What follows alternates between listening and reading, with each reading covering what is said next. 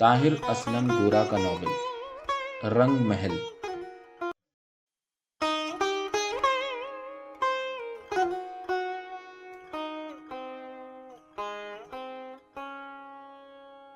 صوفی سے وہ پہلے بھی چند بار مل چکا تھا۔ شہزاد کو وہ اپنا ہم خیال سا لگتا تھا، گو عمر میں اسے 10-12 برس بڑا تھا۔ البتہ حسن کا کچھ پتہ نہ چلتا تھا، وہ اپنی سوچوں اور باتوں کے پیترے بدلتا رہتا تھا، لیکن اس کے باوجود ایک روشن خیال نوجوان تھا۔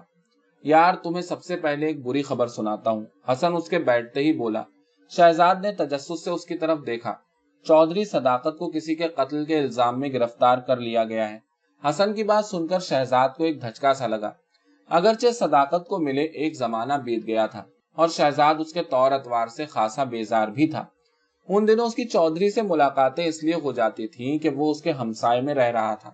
تمہیں کس نے بتایا؟ آج کے اخبارات میں ایک پاکستانی ٹیکسی ڈرائیور کے قتل کی خبر شہ سرخی کے طور پر چھپی ہے اور اس کے مبینہ قاتلوں میں چودھری صداقت کی تصویر بھی ہے۔ کیا تمہارا اس سے رابطہ نہیں تھا؟ حسن نے پوچھا۔ تب سے اس کے ساتھ کوئی رابطہ نہیں ہوا جب سے میں نے اس علاقے کو چھوڑا ہے، شہزاد نے وضاحت کی۔ بہرحال خبروں کے مطابق ان مبینہ قاتلوں نے ایک ٹیکسی ڈرائیور کو تب گولی ماری جب وہ اپنی ٹیکسی کے اندر ایک پلازا کی پارکنگ میں بیٹھا ہوا تھا۔ حسن نے مزید تفصیلات بتائیں۔ میں شاید اس شخص سے کبھی نہیں ملا۔ صوفی نے بھی اس گفتگو میں حصہ لینا چاہا۔ نہیں، شاید آپ نہیں ملے تھے۔ حسن اور شہزاد صوفی کو اپنے سے بڑا جانتے ہوئے اسے ہمیشہ آپ ہی کہتے تھے، مگر وہ آپ لوگوں کا غالباً دوست تھا۔ بہرحال افسوس ہوا، صوفی نے تکلفاً کہا۔ دوست تو وہ ہمارا بھی نہیں تھا، مگر میرا پرانا ہمسایہ اور ملنے والا تھا۔ مجھے تب بھی اس کی حرکتوں سے لگتا تھا کہ اس کا انجام اچھا نہیں ہوگا۔ شہزاد نے سر جھکا کر چودھری کو یاد کرتے ہوئے کہا۔ کیا وہ ڈرگ وغیرہ کا کام کرتا تھا؟ صوفی نے محض فقط بات سے بات بڑھانا چاہی۔ نہیں، لوگوں کی اسمگلنگ وغیرہ میں ملوث تھا، شہزاد نے بتایا۔ یار بہرحال جو بھی ہوا برا ہوا، حسن نے یوں کہا جیسے اس طرح کے حادثات پر اس طرح ہی افسوس کیا جاتا ہے۔ پھر بات بدلتے ہوئے بولا، اچھا اب ڈاؤن ٹاؤن کی طرف نکلتے ہیں۔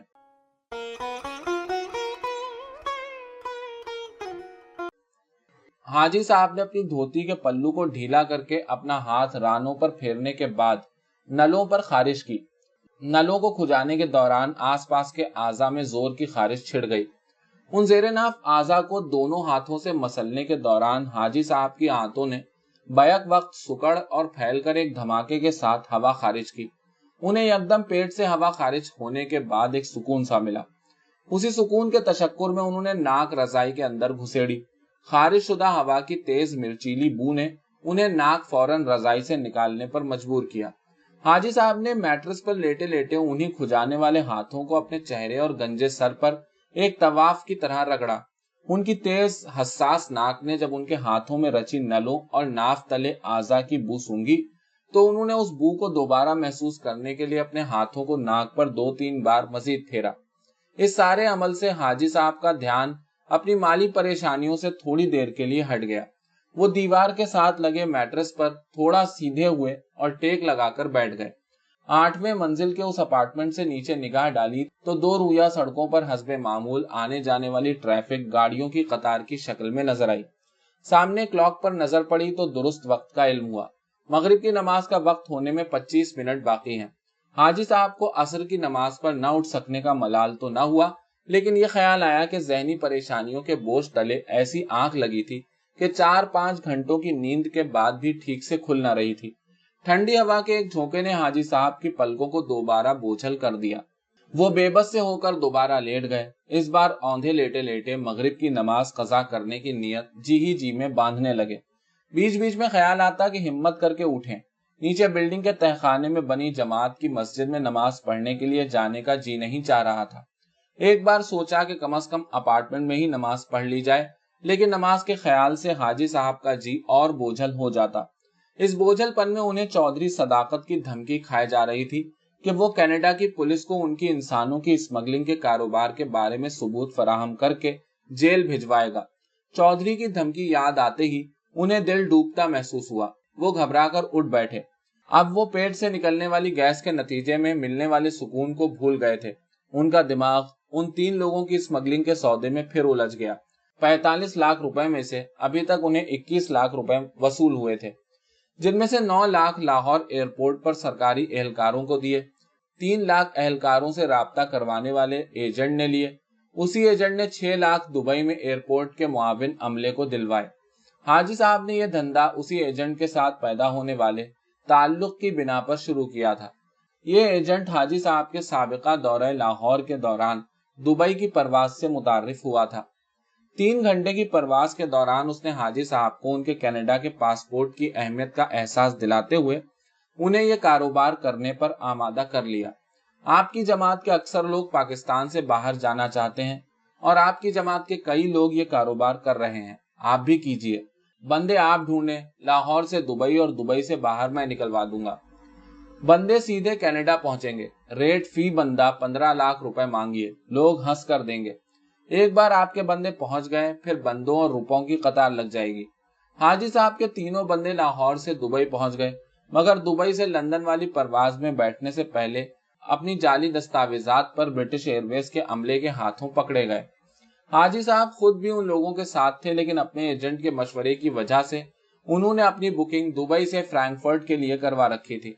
वहां एक दिन कयाम के बाद उन्होंने कनाडा के लिए रवाना होना था। दुबई से उनके बंदों को वापस पाकिस्तान डिपोर्ट कर दिया गया। हाजी साहब परेशान हाल फ्रैंकफर्ट पहुंचे और फ्रैंकफर्ट से टोरंटो आए।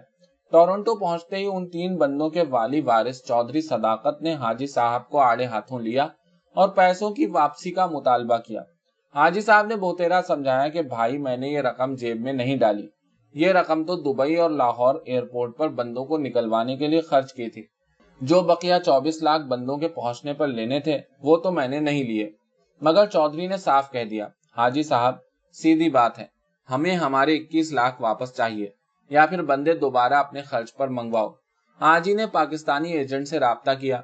इस काम में ऐसा हो जाता है, मैं बंदों को निकालने की दोबारा कोशिश करता हूँ।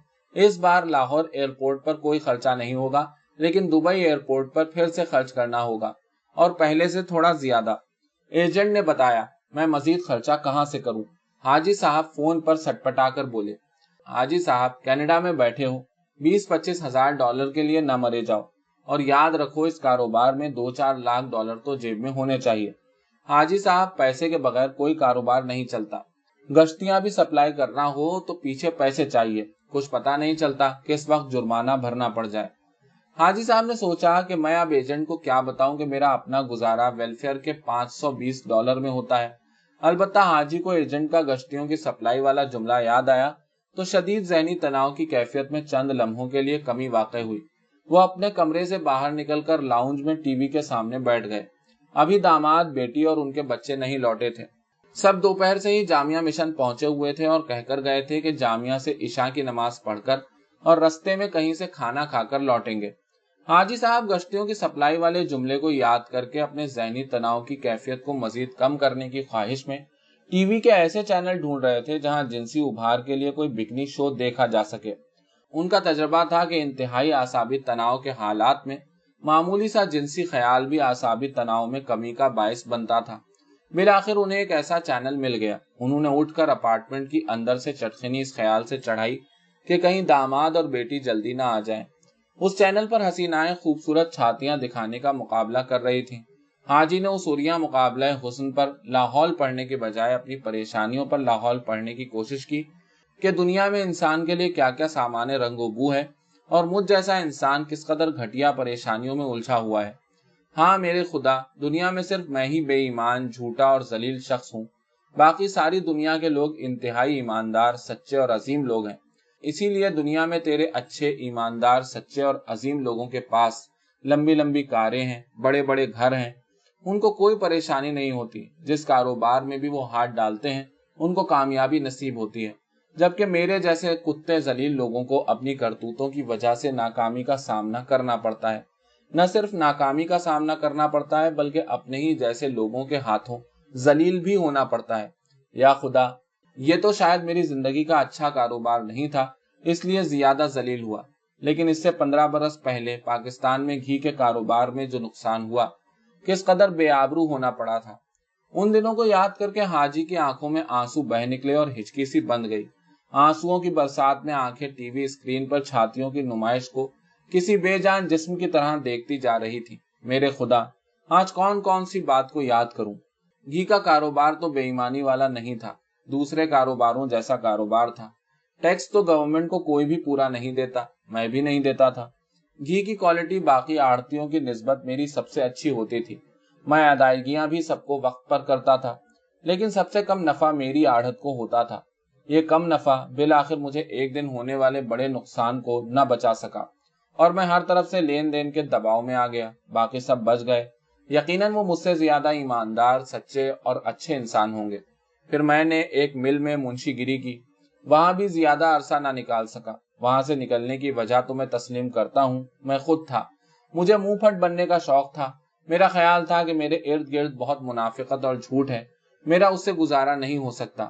میں مل مالکان کو سیدھی سیدھی بات بتاتا تھا۔ میں مانتا ہوں کہ سیدھی سیدھی بات بتانے میں شکایت اور چغلی لگانے کا انداز بھی اپنا لیتا تھا۔ مل کا اکاؤنٹ ڈپارٹمنٹ، پروڈکشن ڈپارٹمنٹ اور آخرکار دو ایک مالکان بھی میرے خلاف ہو گئے، اور مجھے بالآخر ذلیل کر کے نکالا گیا اور ثابت کیا گیا کہ میں بے ایمان، جھوٹا اور گھٹیا شخص ہوں۔ مجھے تب بھی لگتا تھا اور آج بھی لگتا ہے کہ میں یقیناً بے ایمان، جھوٹا اور گھٹیا شخص ہوں، اور باقی سارے سچے، اچھے اور ایماندار لوگ ہیں، وہ سب ترقی کے حقدار ہیں۔ البتہ 8 برس پہلے ایک بار میری قسمت اچھی ہوئی اور تو نے مجھ جیسے گھٹیا، جھوٹے اور بے ایمان شخص کا ساتھ دے کر بیوی اور جوان بیٹی سمیت مجھے پاکستان سے نکال کر کینیڈا پہنچا دیا۔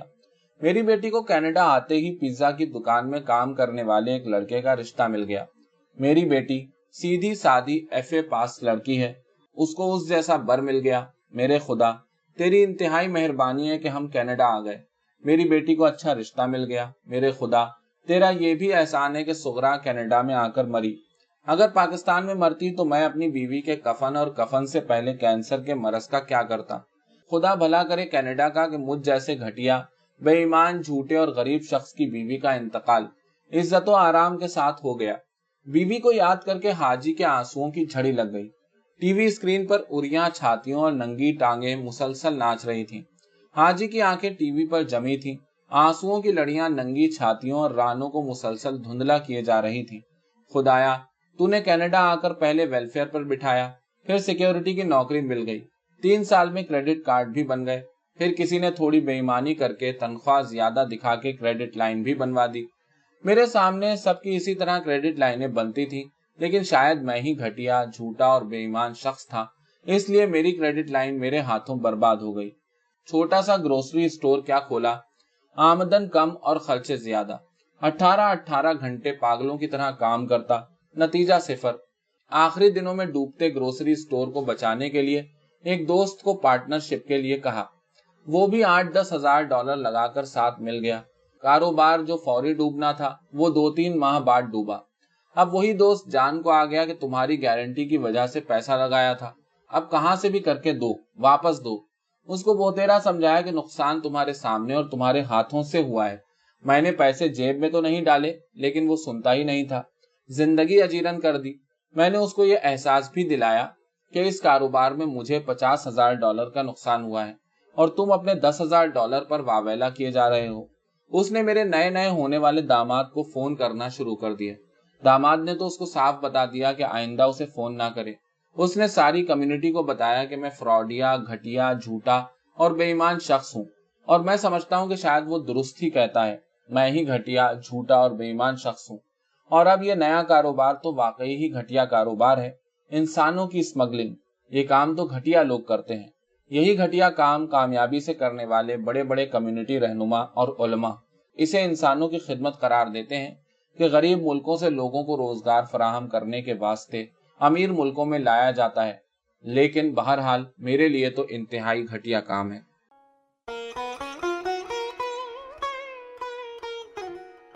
حاجی دکھ سے بھرا بیٹھا سوچ رہا تھا کہ 53 سال کا ہو چلا ہے، پتہ نہیں کس وقت کیا ہو جائے، حتیٰ کہ اب تو موت کسی وقت بھی آ سکتی ہے۔ 5-7 برس قبل تک تو یہ احساس تھا کہ شاید موت آنے میں کچھ وقت لگے گا، لیکن اب تو موت آنے کا امکان سر پر سوار ہو گیا تھا۔ اس کے لیے حیرت کی بات یہ تھی کہ موت کے امکان کے سر پر سوار ہو جانے کے باوجود موت کا خوف پہلے سے کم ہو گیا تھا۔ شاید اب دل و دماغ نے تسلیم کر لیا تھا کہ موت کو اب ٹالا نہیں جا سکتا۔ حاجی نے رات کی شفٹ کے دوران نیم غنودگی اور قدرے خاموشی کی حالت میں مشینوں کے چلنے اور رکنے کی کیفیت پر تفکر کے احساس کے ساتھ غور کیا کہ اتنے بڑے ہال میں کبھی کوئی مشین جھٹکے کے ساتھ چل پڑتی اور کبھی کوئی مشین اپنی گڑگڑاہٹ کو ایک جھٹکے کے ساتھ اختتام کو پہنچا دیتی۔ ہال کی چھتوں پر جڑے چاروں طرف کے چمکیلے کاغذ آنے والے ہیلوئین تہوار کی چڑیلیں اور بھوت بن بن کر ڈرا سے رہے تھے۔ حاجی نے اپنی توجہ دوبارہ اسمبلی لائن کی طرف مبذول کرنا چاہی۔ پلاسٹک کی کھڑکیوں کے پتلے پتوار مسلسل بڑے کنٹینروں میں گر رہے تھے۔ اس بڑے سے ہال میں اس وقت 4 اسمبلی لائنیں چل رہی تھیں۔ ان پر معمور 4 لوگوں میں سے حاجی بھی ایک تھا۔ باقی تینوں اسمبلی لائنوں پر کھڑے حاجی سے 30-40 گز کے فاصلے پر ہوں گے، مگر مشینوں کی گڑگڑاہٹ میں کسی کو کسی کی موجودگی کا احساس نہیں ہو پا رہا تھا۔ حاجی نے اپنے اندر ابھرتے خوف کو جھٹکنا چاہا اور سوچا کہ بھلا مشینوں سے بھرے پورے اس ہال میں ایسا سوچنے کی کیا ضرورت ہے۔ اس نے اپنا دھیان اپنی نئی نوکری کی طرف لگانا چاہا، مگر اسے خیال آیا کہ اس طرح کی نوکری سے ہونے والی کمائی سے وہ کبھی بھی اپنا قرضہ اتار نہیں سکے گا، قرضہ بھی خوامخواہ کا۔ بھلا میں نے اس ایجنٹی کے کام میں کیا کمایا تھا؟ اب سر پر ایسا قرضہ آن پڑا ہے جو اس طرح کی کسی بھی نوکری سے تو اترنے سے رہا۔ اسے اس پلاسٹک فیکٹری میں کام شروع کیے بمشکل مہینہ ہی ہوا تھا۔ اس مختصر عرصے ہی میں وہ اس نوکری سے کئی وجہوں سے عاجز آ چکا تھا۔ ایک تو یہ کہ اس کی آمدن اس کی ویلفیئر کی آمدنی سے تھوڑی سی زیادہ تھی، اگرچہ اس کے دوستوں کا کہنا تھا کہ اسے اس نوکری کے فوائد کا کچھ سالوں بعد اندازہ ہوگا، جب اس کی کریڈٹ ہسٹری بن جائے گی، اس کی اولڈ ایج پینشن میں اضافہ ہو جائے گا، وغیرہ وغیرہ۔ مگر حاجی کو تو ان لاکھوں کی ادائیگی کا حساب کرنا ہوتا تھا جو ایجنٹی کے نتیجے میں اس کے سر پر آن پڑی تھی۔ میرا خیال ہے کہ مجھے یہ بیکار کی نوکری چھوڑ دینا چاہیے اور کسی آس پاس کے چھوٹے شہر میں ٹیکسی چلانا چاہیے، جہاں ٹیکسی کا لائسنس لینا مشکل نہ ہو، اور چپکے سے ویلفیئر لینا شروع کر دینی چاہیے۔ اب وہ یہ سوچنے لگا کہ کس طرح کوئی بہانہ بازی کر کے اس نوکری سے اس طرح چھٹکارا حاصل کیا جائے کہ اسے واپس ویلفیئر ملنے میں دقت نہ ہو۔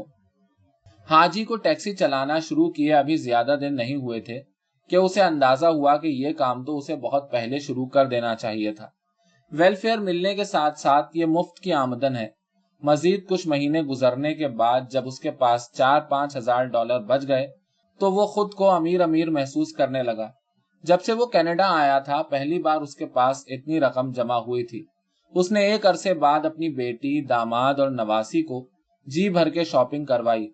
ادھر چودھری صداقت کا ایجنٹی کے پیسوں کی ادائیگی کا تقاضا بڑھتا جا رہا تھا۔ حاجی ہر بار اس کو بہتیرا سمجھاتا کہ بھائی میں کہاں سے دوں، تمہیں معلوم ہے کہ میری بدنیتی تو کہیں بھی شامل نہیں تھی اور نہ میں نے پیسے اپنی ذات پر خرچ کیے ہیں، مگر چودھری کا کہنا تھا کہ وہ ماہانہ $2000 کے حساب سے دینا شروع کر دے۔ حاجی $2000 تو دور کی بات ہے، $200 ماہانہ کے حساب سے بھی دینا نہیں چاہتا تھا۔ اس کا ہر بار جواب یہی ہوتا تھا کہ وہ کسی قسم کی ادائیگی کا حسابدار نہیں ہے۔ چودھری ہر طرح سے دباؤ بڑھائے جا رہا تھا۔ بات اب دھمکیوں تک آن پہنچی تھی۔ حاجی کی بیٹی اور داماد بھی صورتحال سے پریشان رہنے لگے تھے۔ ایک دن چودھری نے مذاکرات کے لیے حاجی کو ایک پلازا کی پارکنگ لاٹ میں بلایا۔ حاجی جب وہاں پہنچا تو اس نے چودھری صداقت کو 4-5 لوگوں کے ساتھ 2 گاڑیوں میں آتے دیکھا۔ اتنے زیادہ لوگوں کے ساتھ آنے پر حاجی کا ماتھا ٹھنکا۔ دیکھتے ہی دیکھتے چودھری اور 3 اور لوگ اس کی ٹیکسی میں بیٹھ گئے۔ حاجی کو ان کے تیور اچھے نہیں لگ رہے تھے۔ اتوار کی شام ہونے کی وجہ سے اس دور دراز کے پلازا کی پارکنگ لاٹ میں اور کوئی بھی نہیں تھا۔ حاجی کا جی چاہا کہ وہ بھاگ جائے، مگر اسے اندازہ ہوا کہ وہ پھنس چکا ہے۔ حاجی ان میں سے کچھ لوگوں کو پہلے سے جانتا تھا۔ چودھری گاڑی میں بیٹھتے ہی بولا، دیکھو حاجی، یہ وہ لوگ ہیں جن کے تم دیندار ہو۔ حاجی نے فوراً حکمت عملی وضع کی کہ وہ آج کسی قسم کے انکاری رویے کو نہیں اپنائے گا، بلکہ وہ جو کہیں گے مانتا چلا جائے گا۔ میں جو بھی مہینے کا کماؤں گا آپ لوگوں کو دے دوں گا، خود ویلفیئر پر گزارا کر لوں گا۔ حاجی ابھی کچھ اور کہنا چاہتا تھا کہ موٹی ناک والے نے ٹھیٹھ پنجابی میں اسے ٹوکا، تم بکواس کرتے ہو، تم کچھ بھی نہیں کرو گے، تمہاری مہلت ختم ہو گئی ہے۔ اب ہمارے نیٹ ورک کے لوگ کہتے ہیں کہ تم زندہ پھر کر ان سب کی ناک کٹوا رہے ہو۔ یہ کہہ کر موٹی ناک والے شخص سمیت اچانک سب لوگ اس کی ٹیکسی سے باہر نکلنے لگے۔ حاجی ان سب کو نکلتا دیکھ کر سکھ کا سانس لینے لگا، मगर दूसरे ही सानिये उसने मोटी नाक वाले को अपने ऊपर पिस्तौल ताने देखा। अगले रोज अखबारात में एक पाकिस्तानी टैक्सी ड्राइवर के एक पार्किंग प्लाजा में बेईमाना कत्ल की शह सुर्खियां थीं। पुलिस और अखबारी रिपोर्टर कत्ल के मुहर्रिकात जानने की तगोदौ में लगे हुए थे।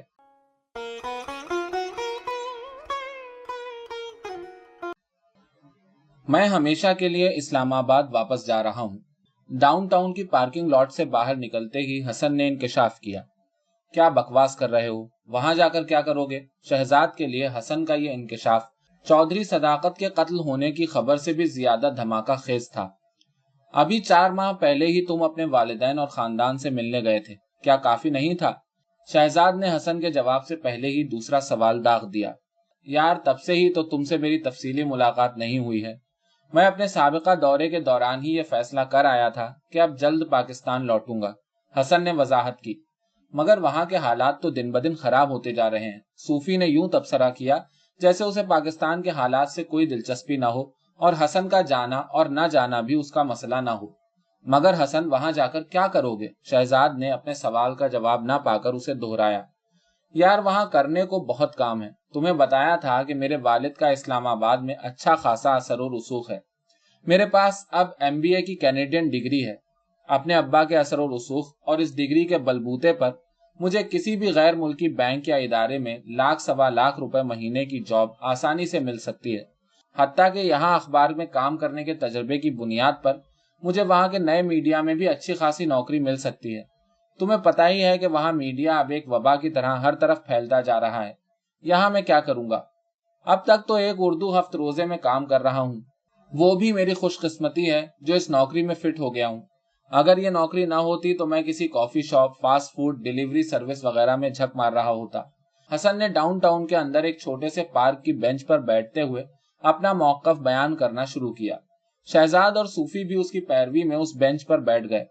मगर यार, तुमने अब इतनी मेहनत करके MBA की डिग्री ली है, तुम्हें अब यहाँ अच्छी जॉब भी मिल जाएगी, सूफी ने हौसला देने के अंदाज में कहा। अरे सूफी भाई, सिर्फ अच्छी जॉब का मसला नहीं है, वहां तो ठाठ है। मेरी तो इस दफा वहां जाकर आंखें खुल गईं। ये जो हम यहाँ बैठे वहां के बम धमाकों, दहशतगर्दी, सियासी हालात और लोड शेडिंग वगैरह से डरते रहते हैं, जब वहां जाएं तो सारे खौफ दूर हो जाते हैं। हसन ने बात जारी रखी। वो इसलिए कि तुम्हारा बाप एक कर्नल है। उसके कंटोनमेंट एरिया में वैसी लोड शेडिंग नहीं होती होगी जैसी सरगोधा के गिरदो नवाह या लाहौर के अंदरूने शहर में होती है। तुम रावलपिंडी और इस्लामाबाद के पौश इलाकों में रहने वाले लोग हो, जहां के बासियों को वो मसाइल ही दरपेश नहीं जिनकी जिल्लत से पाकिस्तान के 95% लोगों को गुजरना पड़ता है। मुझे पाकिस्तान में दहशतगर्दी और बम धमाकों से ज्यादा फिक्र उस बद इंतजामी की है जो मुल्क के हर शोबे में बढ़ती चली जा रही है। शहजाद ने झुंझलाते हुए कहा। मैं समझता हूं तुम क्या कहना चाहते हो, मगर शहजाद, जब तक हम जैसे लोग वापस नहीं जाएंगे, वहां के निजाम को कौन बेहतर करेगा? हसन ने बात का पैंतरा बदलना चाहा। प्यारे, मैं भी इसी तरह सोचा करता था, मगर मैंने अपने ब्यूरोक्रेट बाप के साथ रहते हुए उस निजाम को बहुत करीब से देखा था, और अब मैं बहुत दूर बैठकर मगर अक्ल होश के तमाम फॉर्मूले लगाते हुए सोचता हूँ कि वो निजाम उस वक्त तक इंसानी निजाम नहीं बन सकता जब तक हमारे हुक्मरान तबके इंसानों की तरह नहीं सोचते। शहजाद के लहजे की तलखी को महसूस करते हुए सूफी ने मुस्कुराहट बिखेरी। यार छोड़ो इस बहस को, इसका कोई सिरा नहीं। सूफी को यह कहते हुए खुद ही एहसास हुआ कि सरे दस्त वो उन्हें इस बहस से हटाकर कोई दूसरा मौजू पेश करने की पोजीशन में भी नहीं। सूफी साहब, कैसे छोड़ूं इस बहस को? एक अच्छा भला माकूल आदमी वापस पाकिस्तान पलटने जा रहा है, और वो भी हमारा यार। इसकी जरा क्लास तो लें कि आखिर इसने ऐसा नामाकूल फैसला किया ही क्यों? शहजाद को खुद ही महसूस हुआ कि उसकी झुंझलाहट किसी तौर कम नहीं हो रही थी। देखो शहजाद, तुम एक सोचने समझने वाले इंसान हो। मैं तो तुम्हारी तरह आर्टिस्ट और दानिश्वर भी नहीं। फिर तुम एक बाअसर बाप के बेटे हो। पाकिस्तान को तुम जैसे लोगों की ही जरूरत है, जो वहां जाकर लीडरशिप का खला पूरा करें। यूं लगता था कि हसन भी आज तुला हुआ था कि किसी तरह वो शहजाद को वापस जाने की तरगीब देने में कामयाब हो सके। मैं कोई लीडर वीडर नहीं हूँ, मैं तो एक आर्टिस्ट हूँ। मुझे इतना पता है कि जिस मुल्क में आजादी इजहार न हो वो मेरी जगह नहीं है। शहजाद तुरंत बोला। मगर आजादी इजहार की कमी सिर्फ पाकिस्तान का मसला तो नहीं है। दुनिया के दर्जनों मुमालिक पाकिस्तान से भी बदतर हैं। पाकिस्तान के निजाम और सियासतदानों पर तो सहाफी कड़ी से कड़ी बात कर लेते हैं, उन्हें कोई कुछ नहीं कहता। ऐसी आजादी का तसव्वुर जिम्बाब्वे, और सऊदी अरब जैसे ममालिक में किया ही नहीं जा सकता। अलबत्ता मैं समझता हूँ कि मजहब और ISI पर तनकीद करना काफी मुश्किल काम है, लेकिन तुम जैसे लोग अगर लीडरशिप में आ जाएं तो कुछ अरसे में शायद ये आजादियां भी कौम को मैसर आ जाएं। लेकिन तब तक मुझ जैसे लोग अपनी जानों के नजराने पेश कर चुके होंगे। शहजाद दुखी सा होकर बोला। हाँ ऐसा तो है, कौमें कुछ कुर्बानियों के बाद ही बनती हैं। हसन भी डटा हुआ था। मगर कुर्बानियों की समत भी तो दुरुस्त होनी चाहिए। क़याम पाकिस्तान से अब तक निफाज इस्लाम के नाम पर होने वाली मुहिमों में बहुत सारे लोगों ने फकत कुर्बानियां ही दी हैं, मगर उन शराबों के पीछे भागने वालों की कुर्बानियों का कोई मस्बत नतीजा नहीं निकल सका। अलबत्ता इस हद तक शायद तुम ठीक कहते हो कि मेरे तरह के आर्टिस्टों और हसास जहन रखने वालों को यह फैसला तो बिलाखिर करना ही होता है कि हमें अपना फन और जज्बा अपनी जात और शोहरत के लिए चाहिए, या इससे आगे बढ़कर हमें मुआशरे की तब्दीली में भी कोई किरदार अदा करना चाहिए। यह आगे का काम बहुत कठिन और जान जोखों का है। और फिर यह भी है कि आगे बढ़कर काम करने का जज्बा भी कई तरह की फिक्र रखने वाले लोगों में पैदा होता है, और वो सब आगे बढ़ बढ़कर अपना किरदार अदा करते हैं, जिससे मुख्तलिफ ख्यालात रखने वाले लोगों का आपस में शदीद टकराव होता है। इस टकराव के नतीजे में कहीं मुसालहतें और मुफाहमतें हो जाती हैं और कहीं जिंदगियां ज़ाय हो जाती हैं। मुझे वहां पंजाब यूनिवर्सिटी का एक अपना क्लास फेलो याद आ रहा है जो जमात इस्लामी का सरगर्म रुकन था। उसका मुल्क कौम के लिए कुछ कर गुजरने का जज्बा उसकी हद तक बहुत खरा था, मगर ये हमने देखा है कि इस्लाम या किसी भी मजहब के किसी भी मुल्क में निफाज से कौमों की तकदीरें नहीं बदला करती। अलबत्ता उसकी सोच के मुताबिक ऐसा नहीं था। वो बिल आखिर जमात का अमीर बनकर यूनिवर्सिटी के तमाम लादीन लोगों पर कहर बनकर टूट पड़ा। उसने कई सुर्खों की टांगें तोड़ी। एक कत्ल के केस में भी वो मुलव्विस हुआ, मगर जल्द ही बरी हो गया। ये वो जमाना था जब वो इस्लाम को मुल्क में नाफिज करने के जज्बे से सरशार होकर जनरल जियाउल हक के टोले में भी शामिल हुआ, और बाद में मुल्क कौम की बेहतरी की खातिर ISI के बनाए हुए सियासी टोले IJI का भी हिस्सा बना। जब कई सालों बाद IJI के मियाँ बिरादरान फौज के खिलाफ हुए तो वो उनका साथ छोड़कर तालिबान के साथ चल पड़ा। मैं अपने उस दोस्त को करीब से जानता था। वो बुनियादी तौर पर मफाद परस्त शख्स था, मगर इसके बावजूद उसका एक जज्बा भी था और है। मगर उस जज्बे से क्या हासिल हुआ बताओ मुझे। शहजाद की आवाज जैसे थक गई थी। तो फिर एक जमहूरी मुआशरे में तुम्हारी तरह के रोशन ख्याल जज्बे वाले लोग भी होने चाहिए जो मजहबी इंतहा पसंदों के नजरियात को चैलेंज कर सकें। हाँ, मैं उन्हीं नाम निहाद लिबरल और रोशन ख्याल लोगों के गिरोह में फाल होता था। हमें जमातियों से मारें भी पड़ती थी, मगर आज जमात इस्लामी वाले अपने बुक स्टॉलों पर तारिक अली जैसे सुर्खों और रोशन ख्यालों की किताबें बेचते नजर आ रहे हैं। ऐसा नहीं कि जमात इस्लामी वाले लिबरल हो गए हैं, बल्कि सुर्खे और लिबरल पॉलिटिकल इस्लाम के रंग में रंगते चले जा रहे हैं। शहजाद को यहाँ तक पहुंचते हुए एहसास सा हुआ कि जैसे वो अब तक की गुफ्तगू से बेजार हो चुका हो। उसकी आवाज धीमी पड़ती जा रही थी। इससे पहले कि वो यहाँ से उठकर कहीं और चल पड़ने की तजवीज देता, हसन ने मजीद लुकमा दिया। तो फिर ये सब कुछ जमहूरियत का हिस्सा है। अगर किसी मुआशरे की अक्सरियत इस्लाम को अपनाना चाहे तो तुम्हें या किसी को कोई एतराज नहीं होना चाहिए। यहाँ पर एक मुगालता है। शहजाद की आवाज एकदम भड़क उठी। जमहूरियत का मतलब हरगिज ये नहीं कि जिस तरह अक्सरियत चाहे वैसा ही हो। जमहूरियत अक्सरियत से ज्यादा अकलियती ग्रोहों के तहफ़्फ़ुज़ के लिए है। यहाँ अकलियती ग्रोहों से मुराद फकत मजहबी अकलियती ग्रोह ही नहीं, बल्कि हर उस शख्स की आज़ादी का तहफ़्फ़ुज़ लाजिम है जो किसी भी तरह की सोच रखना चाहे, माँ सिवाय किसी इंसानी गिरोह के खिलाफ नफरत और मार धाड़ के सरेआम प्रचार के। माफ करना, हम लोग हर फलसफे और फिक्र को अपने कबायली रंग में रंग देना चाहते हैं। इस तरह हम हर जदीद फिक्र और ज़ाब्ते हयात को मोड़ तड़ोड़ कर सदियों पीछे ले जाना चाह रहे होते हैं। अगर पाकिस्तान में या किसी भी इस्लामी मुल्क में सच्ची जमहूरियत हो तो मुझे भला क्या एतराज हो सकता है, क्योंकि सच्ची जमहूरियत के तहत मैं वहां जिस तरह की पेंटिंग बनाना चाहूं बना सकूंगा, जिस तरह की किताबें पढ़ना चाहूं पढ़ सकूंगा। मगर तुम्हें याद होगा कि पंजाब असेंबली के डिप्टी स्पीकर ने चंद साल पहले सलमान रुश्दी को अपने हाथों से कत्ल करने की ख्वाहिश का इजहार किया था। अगर किसी मुल्क की अक्सरियत किसी मुख्तलिफ या मुखालिफ नुक्ता नजर वाले के साथ ये सलूक करना चाहती है तो फिर ये कैसी जमहूरियत हुई। आजकल जमहूरियत को इस्लामाइज करने की वैसी ही कोशिशें हो रही हैं जैसी कभी सोशलिज्म को इस्लामाइज करने की हुआ करती थी। माफ करना, किसी मजहबी फलसफे को किसी जदीद ज़ाब्ते हयात का हिस्सा नहीं बनाया जा सकता। ये जदीद ज़ाब्ते हयात इन मज़ाहिब के इंसानी मुआशरों पर मनफी असरात को ज़ायल करने की खातिर ارتقائی طور پر مارز وجود میں آئے ہیں، نہ کہ نام نہاد الہامی طریقہ کار کی بدولت۔ یار، میں تو حب الوطنی کو جمہوریت، سوشلزم، کمیونزم اور مذاہب کے پیمانوں سے نہیں دیکھتا۔ اب کی بار جب صوفی نے شہزاد کو ٹوکا تو شہزاد کو لگا کہ جیسے وہ اپنا مافز ضمیر مکمل طور پر بیان کر چکا ہے، اب اسے اس موضوع پر مزید کچھ دہرانے کی جیسے حاجت نہ رہی ہو۔ میں کئی ملکوں میں پھر چکا ہوں، مجھے تو ہر ملک کی زمین اور اس پر تنا آسمان ایک ہی لگتا ہے، بلکہ شاید ہم سب کو ایک ہی طرح کا لگتا ہے۔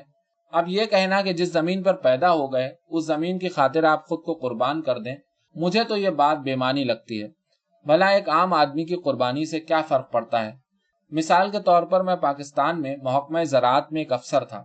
میں اور میرے تمام ساتھی ہر وقت اپنے تبادلوں کو رکوانے میں ہی لگے رہتے تھے، کیونکہ تمام بڑے افسروں، فوجی کمانڈروں، سیاست دانوں اور بڑے بڑے لوگوں کے رشتہ دار اور واقفکار ہماری جگہ پر آنا چاہتے تھے۔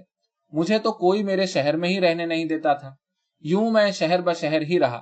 میں نے جب بھی کسی ایک شہر میں پاؤں جمانا چاہے تو اکھاڑ دیے گئے۔ اگر میں اپنی یادوں کے کسی خزینے کا غلام ہوں تو وہ میرا بچپن ہے جو میں نے اپنے ماموں کے ساتھ گھومتے گزارا۔ اگرچہ میری یادوں کی دماغی چپ میں ریل کی کئی پٹریاں اور ان کے کنارے کھیت اور کھیتیوں سے پرے جوہڑ اور جوہڑوں کے کنارے آباد قصبے ہیں، ویسا منظر نامہ کینیڈا کی ریل پر سفر کرتے ہوئے جا بجا ملتا ہے۔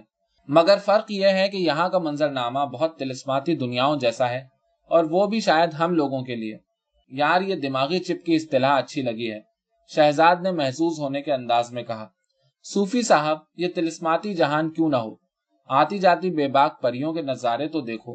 حسن ادھر ادھر گھومتی لڑکیوں کی طرف اشارہ کرتے ہوئے بولا۔ ہاں، یہ بھی بہت بڑی حقیقت ہے، یہاں کا منظر نامہ بہت بھرپور ہے۔ صوفی نے اپنے سنجیدہ لہجے کو برقرار رکھا۔ خیر، تو میں بات کر رہا تھا حب الوطنی کی۔ سوال یہ ہے کہ میری طرح ترک وطن کرنے والوں کا پاکستان سے نکل آنا کیا اپنی جنم بھومی سے بے وفائی ہے؟ مجھے تو یہ بات بڑی مضحکہ خیز لگتی ہے۔ میری جنم بھومی تو یہ پوری زمین ہے۔ میرا یا کسی کا بھی اس بات پر کوئی اختیار نہیں ہوتا کہ وہ زمین کے کسی خطے پر پیدا ہو، بس ہم کہیں نہ کہیں پیدا ہو جاتے ہیں، پھر اس خطے کے رسم و رواج، بود و باش اور طور و اطوار ہماری ذات میں گھلنا شروع ہو جاتے ہیں۔ انہی طور اطوار اور رواجوں کے آس پاس کی دنیا بشمول اپنی جغرافیائی فضا کے ہمارا نوسٹیلجیا بنتی چلی جاتی ہے۔ تم نے یہ مشہور مقولہ تو سنا ہوگا کہ ہماری زندگیوں میں کوئی حال اور مستقبل نہیں ہوتا، بلکہ ماضی ہی ماضی ہوتا ہے۔ موجودہ لمحہ بھی ایک لمحے میں ماضی ہوا چاہتا ہے، اور آنے والا لمحہ بھی ماضی کی سرنگ میں جانے کے لیے بےتاب ہوتا ہے۔ یوں مجھے ماضی کے عفریت کو نوسٹیلجیا کہنا زیادہ مناسب لگتا ہے، جس سے کوئی چھٹکارا نہیں ہوتا۔ ویسے یہ ماضی کا عفریت اتنا بھی بڑا بھوت نہیں ہوتا۔ اس کی پٹاری سے بھولے بسرے گیتوں کی یادیں، کسی مخصوص پکوان کی خوشبو، بارش کے بعد مٹی اور سبزے کی مہک، اپنے بچے کے بیبی پاؤڈر سے اپنے کچے بدن کی یاد، وغیرہ وغیرہ، ہم سب کو ہر گزرتے لمحے میں تر و تازہ رکھے رکھتی ہے۔ اپنی علاقہ جاتی جنم بھومی کا تصور ان چیزوں کے ساتھ جڑا ہوتا ہے۔ البتہ ان سب چیزوں کو چھوڑ کر حب الوطنی کا تقاضا اور مطالبہ دراصل سیاسی معاملات کے ساتھ وابستہ ہوتا ہے۔ صدیوں سے قبیلوں کا یہ وتیرہ رہا ہے کہ ان کے ہاں پیدا ہونے والا شخص اپنے قبیلے کی خاطر اپنی جان قربان کر دے، چاہے قبیلے کے سبھی افراد کو قبیلہ برابر کے حقوق دینے کے قابل ہو یا نہ ہو۔ ویسے آپس کی بات ہے، صدیوں پرانے قبیلوں کی تاریخ پر بغور نظر دوڑائی جائے تو یہ بھی اندازہ ہوتا ہے کہ ان چھوٹے چھوٹے گروہوں میں لوگوں کو برابر کے حقوق دینے کی پوری کوشش کی جاتی تھی، مگر جو ہی ریاستیں اور سلطنتیں قبیلوں کو ہڑپ کرنے لگیں تو فرد برابری اور انصاف کے حصوں میں دشواریوں سے گزرنے لگا۔ یہ صورتحال ترقی پذیر ممالک میں بدتر سے بدتر ہوتی چلی جا رہی ہے، جبکہ کینیڈا جیسے جمہوری ممالک میں دنیا بھر کے لوگوں کے چوں چوں کے مربے کے باوجود خالص جمہوری نظام نے فرد کی برابری اور آزادی کے تصور کو بحال کر دیا ہے۔ تو میرا کہنا یہ ہے کہ وہ معاشرے جو فرد کو برابری اور انصاف نہیں دے سکتے، وہ پھر اپنے فرد سے حب الوطنی کا تقاضا کیوں کرتے ہیں؟ اسی لیے تو بدحال معاشروں کے لاکھوں کروڑوں افراد گزشتہ چند دہائیوں میں جمہوری معاشروں کی طرف رخ کر گئے ہیں اور کر رہے ہیں۔ اب یہ جمہوری معاشرے اپنے پرانے اور نئے شہریوں سے حب الوطنی کا تقاضا کریں تو بات سمجھ آتی ہے۔ یہ الگ بات ہے کہ یہ جمہوری معاشرے حب الوطنی کے تقاضے میں اتنے سخت اور رجعت پسند نہیں ہوتے، بنسبت ہمارے بیک ہوم معاشروں کے जहां अशराफिया की तमाम मुराआत तक रसाई होती है और वो आम अफराद को अपना गुलाम बनाने की खातिर हुब्बुल वतनी की जंजीरें पहनाना चाहती है। सूफी यूं बोल रहा था जैसे वो हसन के अखबार के लिए कॉलम लिख रहा हो।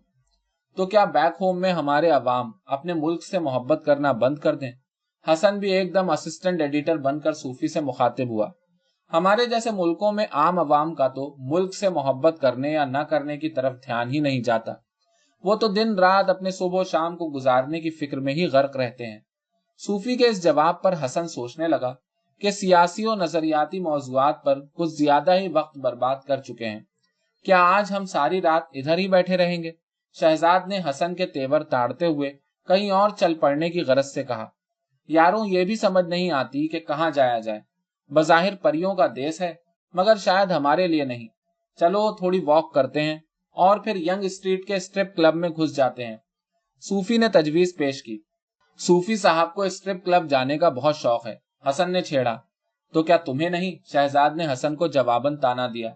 यार, अब अगर तुम स्ट्रिप क्लब की अफादियत पर पूरा कॉलम लिखवाना चाहो तो अगली बार लिख दूं। सूफी शोखी से बोला।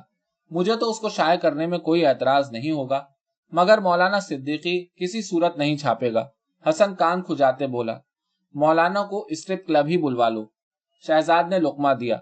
अगर मैंने उसे दावत दी तो वो सारे काम छोड़कर चला आएगा। हसन हंसा।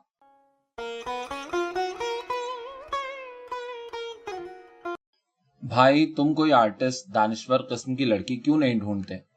स्ट्रिप क्लब के अंदर बैठते ही सूफी ने शहजाद के कान में कहा। सूफी साहब, आपकी बात दिल को लगती तो बहुत है, मगर ये तलाश कोई आसान काम नहीं। शहजाद ने आहिस्तगी से जवाब दिया। यार, अब तो पाकिस्तानी कम्युनिटी भी काफी बड़ी हो गई है, उसमें ही कोई अपनी जैसी ढूंढ लो। सूफी बोला। ढूंढी थी, शादी भी की, मगर साथ निभ नहीं सका। सूफी की ये काना फूसी शहजाद को उसकी तलाश से गफलत याद दिलाने लगी। हसन स्टेज पर नंगी लड़कियों के नंगे हरकत और सकनात में इतना खोया हुआ था कि उसे उनकी खुसुर पुसुर में कोई दिलचस्पी न हुई। मगर तलाश तो जारी रखो, सूफी ने मशवरा दिया। कहते तो आप ठीक हैं, शहजाद ने ताईदन कहा। यार, एक लड़की तुम्हारी जैसी मुझे नजर आई थी, मगर सूफी बात पूरी करते करते रुक गया। कहीं आपका तो उस पर दिल नहीं आ गया था? शहजाद ने छेड़ते हुए सवाल किया। यह सच है। सूफी के लबों पर मुस्कुराहट की हल्की सी लकीर उभरी। मगर उसको मुझ में क्या दिलचस्पी होगी? मैं एक शादीशुदा शख्स हूँ।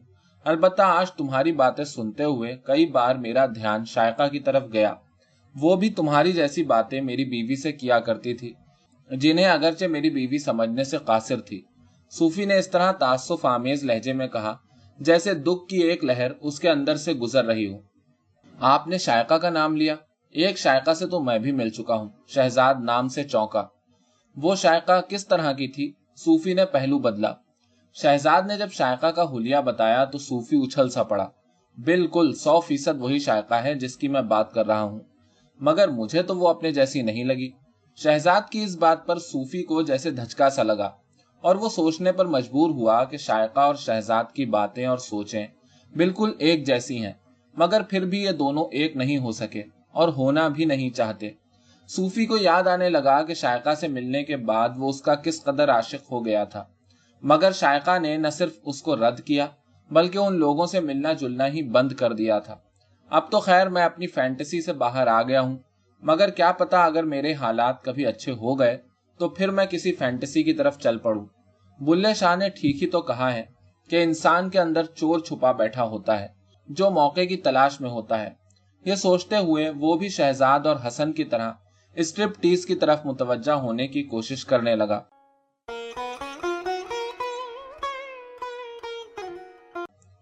वापसी पर गाड़ी चलाते हुए शहजाद सोच रहा था कि वो ऐसे ही आवारा गर्दी में वक्त जाय करता रहता है। उसे परमीत का ख्याल आया और सोचने लगा कि उसे भी परमीत की तरह प्रैक्टिकल होना चाहिए। एक जवान शख्स होने के नाते कम से कम किसी को गर्लफ्रेंड तो बनाना चाहिए।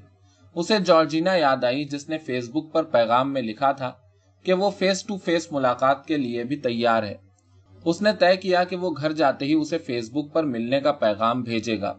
यूं आवारा गर्दी करने से तो काम नहीं बनेगा, उसने सोचा।